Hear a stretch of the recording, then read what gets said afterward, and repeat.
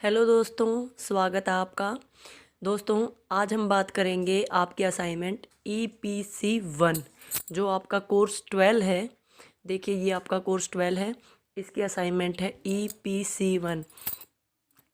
इसमें आपको 25 नंबर की असाइनमेंट बनानी है। देखिए, और 25 नंबर की आपका जो प्रैक्टिकल होगा वो है, यानी प्रैक्टिकल के टाइम आप अपनी फाइल बना के सबमिट करेंगे और आपका वाइवा होगा, वो 25 मार्क्स का है। और PCP के दौरान जो आप अपनी असाइनमेंट जमा करेंगे इंटरनल के लिए, वो भी 25 मार्क्स की है। ठीक है दोस्तों, तो एक बार इसका सिलेबस देख लीजिएगा, उसके बाद हम वीडियो को आगे बढ़ाएंगे। देखिए दोस्तों, ये आपका सिलेबस है, देख रहे हैं आप। पहली यूनिट है टेक्स्ट एंड रीडिंग, ठीक है। दूसरी है टेक्स्ट एंड रिफ्लेक्शन।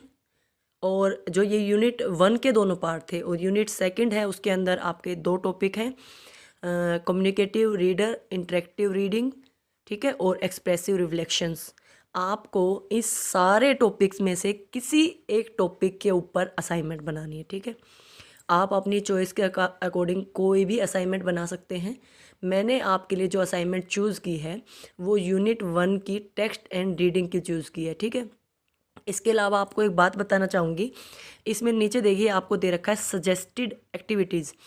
आपको इनमें से कोई भी एक एक्टिविटी ज़रूर बनानी है। देखिए, अगर आप चाहते हैं कि आपके मार्क्स अच्छे आएँ तो आप एक्टिविटी ज़रूर बनाएं, क्योंकि उससे आपका ही इम्प्रेशन बहुत अच्छा जाएगा, ठीक है।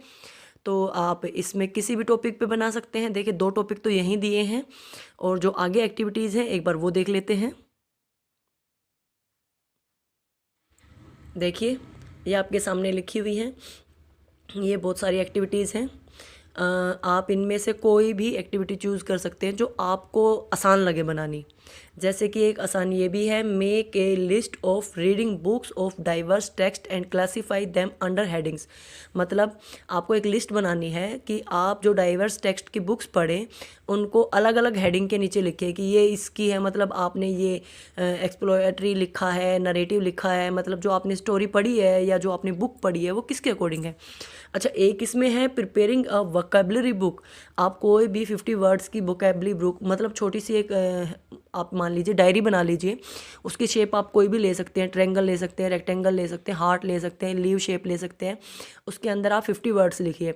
हिंदी टू हिंदी भी लिख सकते हैं और इंग्लिश टू इंग्लिश भी लिख सकते हैं, मिक्स भी लिख सकते हैं, मतलब इंग्लिश वर्ड्स का हिंदी में मीनिंग, ठीक है। अच्छा, एक है आपके सामने narrating and describing A related account from one's life experience. मतलब किसी की ज़िंदगी से कोई अनुभव आपने लिया हो तो उसके ऊपर आप एक पेज पे लिख दीजिए कि आपने किसी का अनुभव सुना और उसके बाद आप में या किसी के जीवन में क्या बदलाव आया, ठीक है। ये 3 मैंने बताई हैं। इसके अलावा आप पढ़ के इनको समझ के कोई भी कर सकते हैं, उसमें कोई प्रॉब्लम नहीं है। मैं आपके लिए जो लेके आई हूँ वो है प्रिपेयरिंग अ वोकेबलरी बुक, ठीक है, देयर मीनिंग एंड यूजेस। आप इसमें यूजेस लिख सकते हैं। यूजिंग लिखने के लिए आप उसको और बड़ा बना सकते हैं। मैंने छोटी सी प्रिपेयर की है, आप और बड़ा भी कर सकते हैं, ठीक है। सबसे पहले हम असाइनमेंट देख लेते हैं, हमने क्या क्या इंक्लूड किया है। देखिए, यूनिट 1 थी हमारी यूनिट 1 थी टेक्स्ट एंड रीडिंग। उसके अंदर हमारा पहला पॉइंट है टेक्स्ट। मतलब टेक्स्ट होता क्या है आपको बताना चाहूँगी। जो टेक्स्ट है उसका मीनिंग दिया गया पाठ, या पढ़ लीजिए पाठ्य पुस्तक। अगर आप प्राइमरी लेवल या क्लासेस स्कूल के लेवल के बारे में बात करेंगे तो आप टेक्स्ट बुक के रिगार्डिंग बात करेंगे, लेकिन अगर आप थोड़ा सा अपर चले जाएंगे तो आप टेक्स्ट का मतलब लगाएंगे पाठ। जो भी बुक आप पढ़ते हैं उसका कंटेंट क्या है, ठीक है। इसके बाद आप थोड़ी सी इसके बारे में डेफिनेशन दे दीजिएगा। अगर आपको इसकी डेफिनेशन मिल जाती है किसी राइटर के अकॉर्डिंग, आप वो भी लिख सकते हैं। मैंने बहुत इजी और सिंपल बनाया है, आप इसको अपने तरीके से बहुत मतलब एक्स्ट्राऑर्डिनरी बना सकते हैं। जो मेरे पास मटेरियल था मैंने उसके अकॉर्डिंग काम किया है। उसके बाद इसमें इसके टाइप्स हैं। नरेटिव टेक्स्ट कौन सा होता है, एक्सपोएट्री कौन सा होता है, आर्गुमेंटिव यानी जिसमें आर्गूमेंट्स हों, जर्नल लिटरेसी और नॉन लिटरेरी और non literary, technical and persuasive, educational के अंतर्गत सारे आ जाते हैं। मतलब जो बच्चों का स्कूल में सिलेबस लिखा है वो सारा एजुकेशनल के अंतर्गत आता है, और इसके अंदर ये सारे ऑटोमेटिक आ जाते हैं, ठीक है।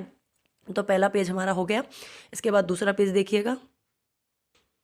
अब थोड़ा थोड़ा इन्हीं को एक्सप्लेन कर दिया है। जैसे पहला लिटरेरी है यानी साहित्यिक, जिसमें साहित्य से संबंधित हो। उसके बाद नॉन लिटरेरी गैर साहित्यिक, मतलब जिनके अंदर साहित्य से संबंधित बात ना हो, ठीक है। ये वो लेसन्स या जो टेक्स्ट है वो होते हैं जो आप मैगजीन वगैरह में किसी संपादक के व्यूज़ पढ़ते हैं या किसी और बंदे ने अपने व्यूज़ दिए हैं, वो हैं। नरेटिव टेक्स्ट जिसमें वर्णन किया होगा, किसी यात्रा के बारे में बता दिया, कोई बात चल रही है दो लोगों के बीच में, उसका एक्सप्लेनेशन कर दिया, ठीक है। उसके बाद एक्सपोएट्री यानी व्याख्या कर दी। देखिए वर्णनात्मक और व्याख्यात्मक इसमें मामूली सा डिफरेंस है, लेकिन इनको दोनों को अलग अलग कंसेप्ट के अंतर्गत रखा गया है, ठीक है दोस्तों। ये हमारा सेकंड पेज है। अब थर्ड पेज देख लेते हैं। उसके बाद हमारा नेक्स्ट है टेक्निकल एंड प्रिसिव, तकनीकी और प्रेरक, मतलब जो नई नई खोजों के आधार पर आपके जो पाठ बने हैं, ठीक है, उस पे है ये। और लास्ट वाला जो हमारा है एजुकेशनल, यानी इसमें मैंने बताया था आपके सारे पार्ट इंक्लूड हो जाएंगे, चाहे वो लिटरेरी है, चाहे वो नरेटिव है, चाहे एक्सप्लोरेटरी है, चाहे वो टेक्निकल है, क्योंकि ये बच्चों की एजुकेशन से रिलेटेड होते हैं। तो आप इसको और ज़्यादा एक्सप्लेन कर सकते हैं और ज़्यादा डेकोरेटिव बना सकते हैं, ठीक है। इसके बाद इसमें आप, मैंने जो 3 आपको एक्टिविटी बताई थी उनमें से कोई एक एक्टिविटी ज़रूर इंक्लूड कीजिएगा, ठीक है।